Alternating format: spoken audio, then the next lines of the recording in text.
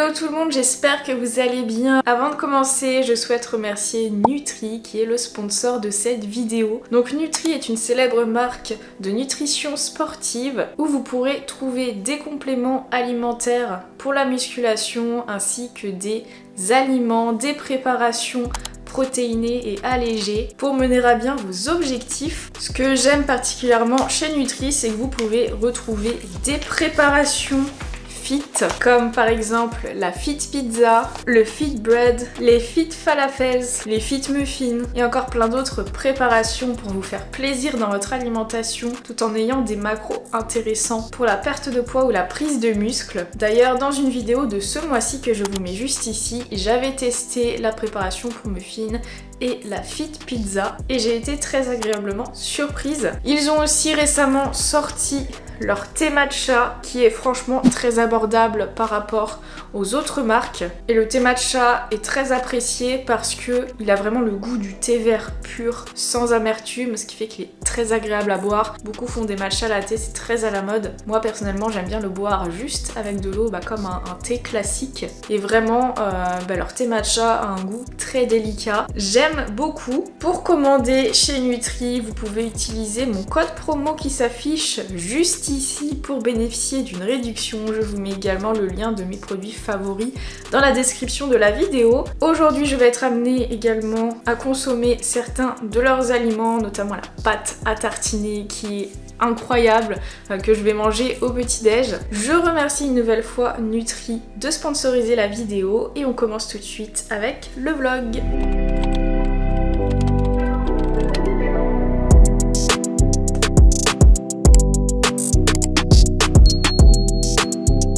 Je vous avais annoncé il y a un petit peu plus d'une semaine que je démarrais un cycle de force dans mon programme de musculation et je me suis dit que c'était une bonne idée de vous en parler lors d'un vlog pour savoir ce que c'est.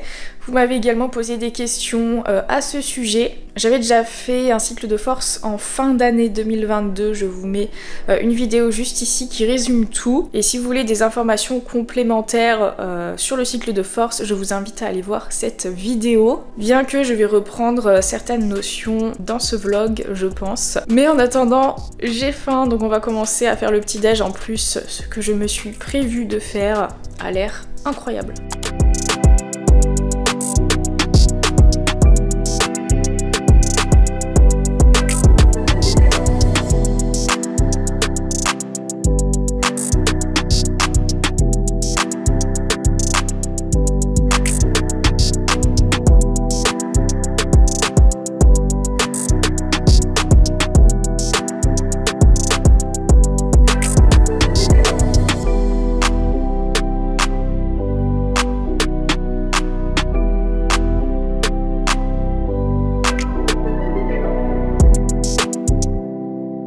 Alors la pâte à tartiner protéinée Nutri, elle est incroyable. Quand on la goûte, on dirait pas du tout une pâte à tartiner protéinée, c'est vraiment une pâte à tartiner au goût classique, comme on aime. Ça ressemble beaucoup à la marque que vous connaissez tous. Je suis très fière des pancakes que j'ai fait, ils sont super beaux, mais est-ce qu'ils sont bons? Ça c'est une autre histoire.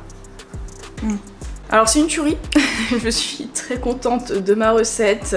Pour ceux qui adorent le chocolat, il faut tester absolument, et en plus avec la pâte à tartiner Nutri par-dessus, c'est incroyable.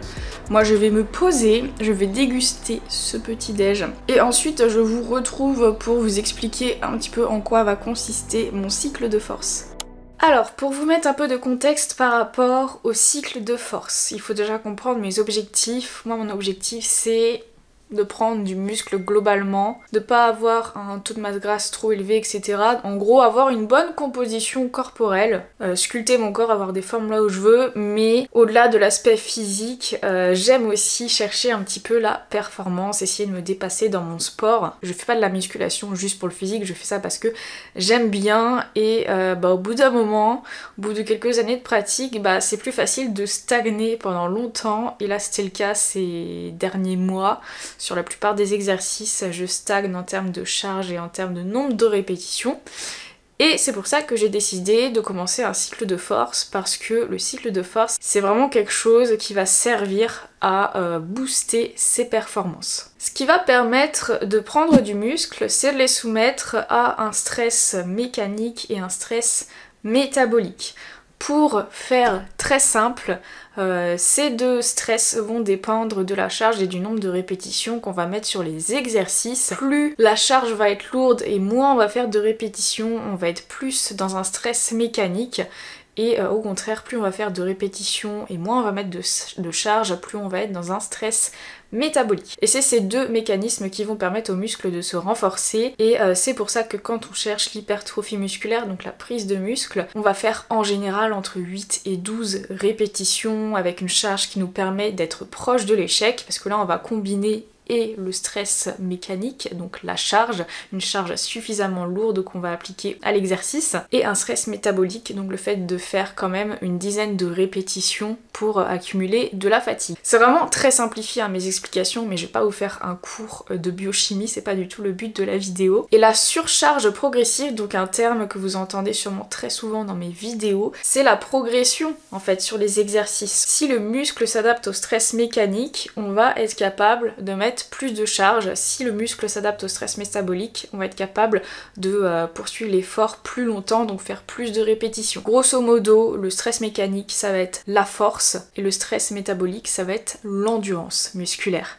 Lors du cycle de force, on va travailler la force et pas l'endurance musculaire. Et en travaillant uniquement la force durant cette période, ça va permettre à mes muscles de s'adapter à un stress mécanique plus important. Et lorsque je reviendrai à des entraînements classiques, je pourrai reprendre la surcharge progressive que je n'arrivais pas là ces derniers mois à améliorer. En gros, ça va relancer ma progression et donc relancer mes résultats en termes de prise de muscle. Voilà pour les explications. Là, je vais aller m'entraîner et ensuite je mangerai, et tout à l'heure, je vous expliquerai comment est-ce que je structure mes entraînements en cycle de force, combien de temps ça dure, pourquoi je fais tel choix en exercice, combien de répétitions je fais, quel temps de repos je prends, pour que vous compreniez un peu à quoi ça peut ressembler un cycle de force. Vous allez peut-être avoir une idée là lorsque je vais filmer mon entraînement. Donc let's go pour l'entraînement de force, c'est parti.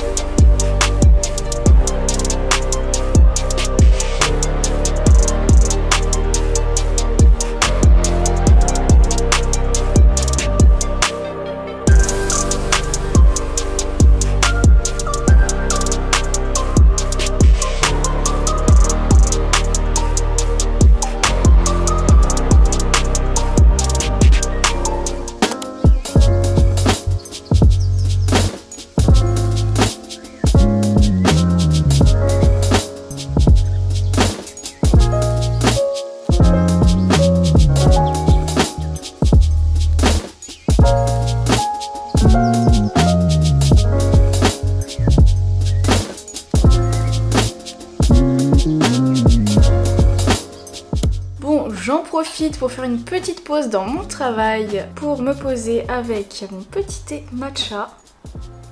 C'est incroyable. Pour ceux qui adorent le thé vert, franchement le matcha, c'est une pépite. Je vous rappelle que y a le lien du matcha de chez Nutri qui est clairement abordable par rapport à d'autres marques de matcha connues et qui est très très bon. Vous m'aviez demandé comment est-ce que je structurais mes entraînements de cycle de force, quelle méthode j'utilise, etc. Alors il y a plein de méthodes qui existent pour gagner en force. Moi la méthode que j'utilise tout le temps, ça va être le 5x5. En gros je fais 5 séries par exercice avec 5 répétitions et 5 minutes de pause entre les séries. Alors du coup, je passe une demi-heure sur un exercice parce que 5 séries c'est long, 5 minutes de pause entre les séries c'est très long aussi. Vous vous doutez bien qu'il n'y a pas 36 exos par séance, je reste sur seulement 3 exercices par séance, mais ça me fait des séances finalement qui sont plus longues que mes séances habituelles. Mes séances habituelles vont durer 1 heure, 1 heure et quart maximum, alors que mes séances en cycle de force durent 1 heure et demie sans compter l'échauffement.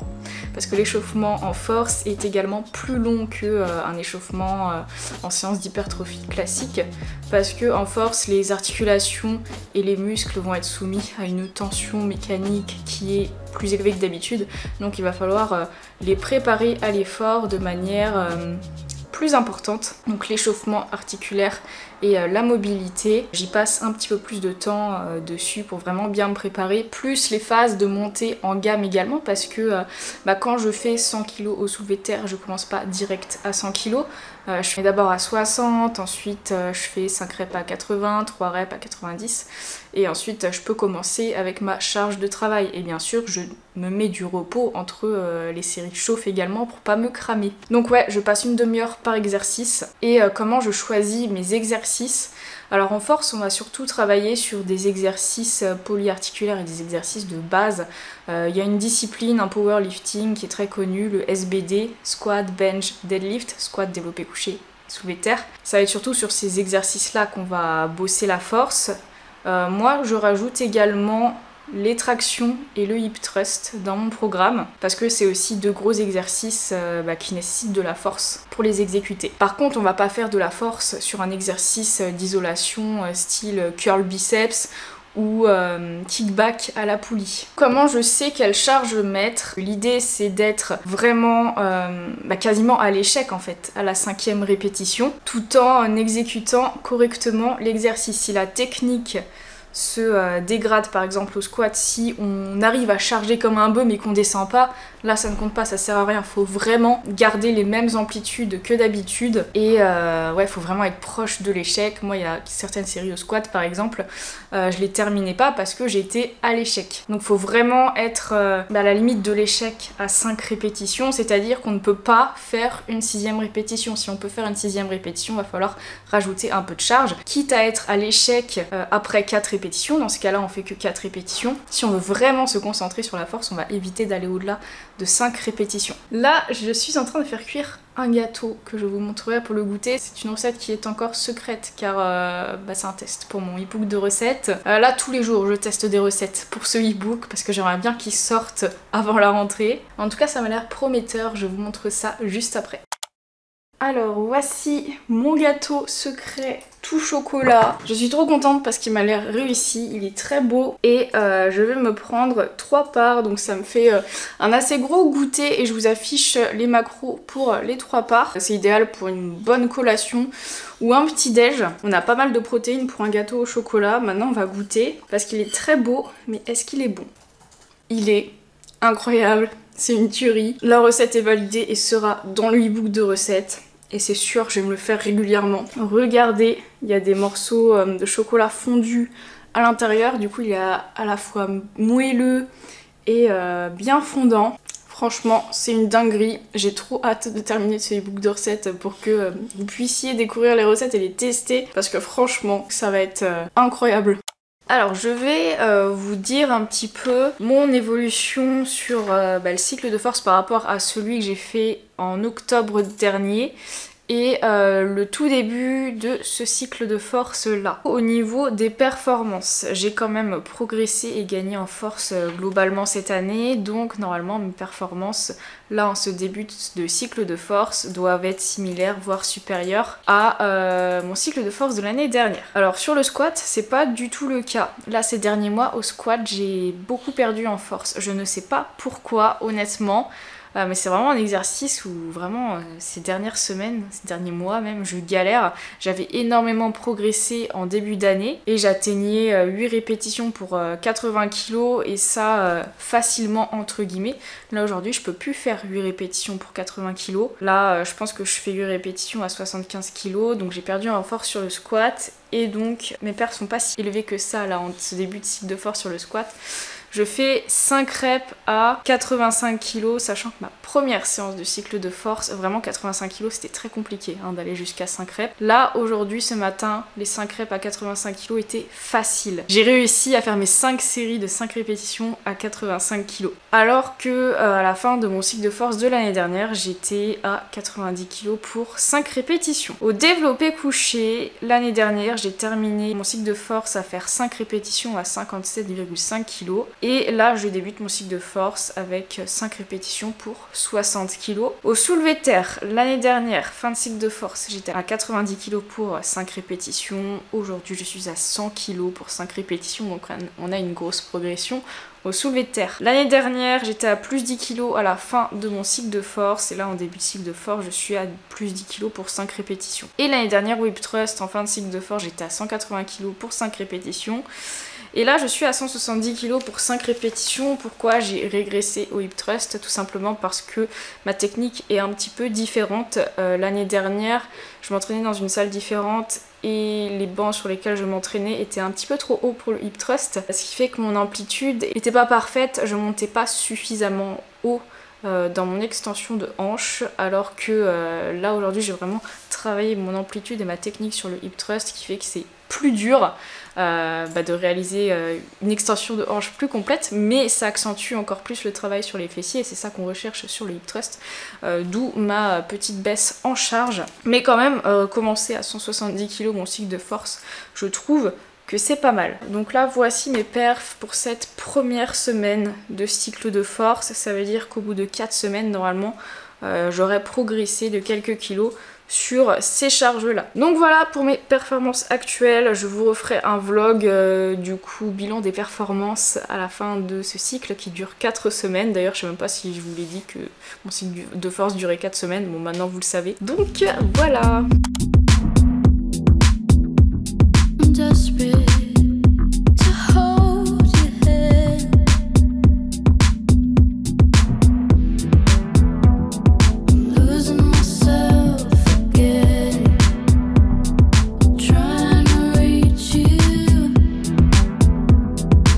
Bon et bien les amis, c'est la fin de ce vlog, j'espère que la vidéo vous aura plu. N'oubliez pas de laisser un like, un commentaire et de vous abonner.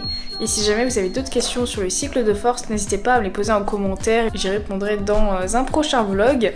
On se retrouve donc très bientôt pour une prochaine vidéo.